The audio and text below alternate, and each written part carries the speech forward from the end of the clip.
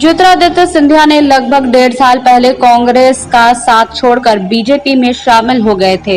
अब वह सदन में बीजेपी की तरफ से बैटिंग करते नजर आते हैं। कभी कृषि कानूनों के समर्थन में अपना भाषण देते हैं तो कभी नरेंद्र मोदी की तारीफ करते हैं। लेकिन ज्योतिरादित्य सिंधिया जब कांग्रेस में थे तब वह किसान मुद्दों को लेकर ही मोदी सरकार पर निशाना साधते थे।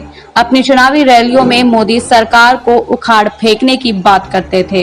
वहीं एक बार उन्होंने भारतीय राष्ट्रीय कांग्रेस के 84वें महाअधिवेशन के दौरान उन्होंने नरेंद्र मोदी पर हमला बोलते हुए कहा था कि 4 वर्षों में जहां एक तरफ मेरा किसान, मेरा नौजवान, मेरी महिला पस्त हो चुकी है, वहीं भाजपा के एक मंत्री संतरी और तंत्री पूरी तरह से मस्त हो चुके हैं। उन्होंने बीजेपी पर आरोप लगाया था कि यह भाईचारे की भावना में द्वेष फैलाने का काम करते हैं। अपनी बात को आगे बढ़ाते हुए सिंधिया ने कहा था कि सरकार रक्षक के बदले भक्षक बन जाता है, किसानों के सीनों पर गोलियां चलाई जाती है।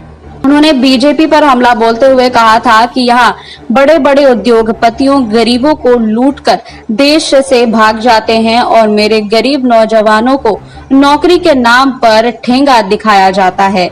इसी संबोधन के दौरान ज्योतिरादित्य सिंधिया ने कहा था कि इस सरकार के द्वारा पूरे देश में असहिष्णुता फैलाई जाती है। लोकसभा चुनाव के प्रचार अभियान के दौरान सिंधिया ने किसानों के मुद्दे पर पीएम मोदी पर हमला किया था।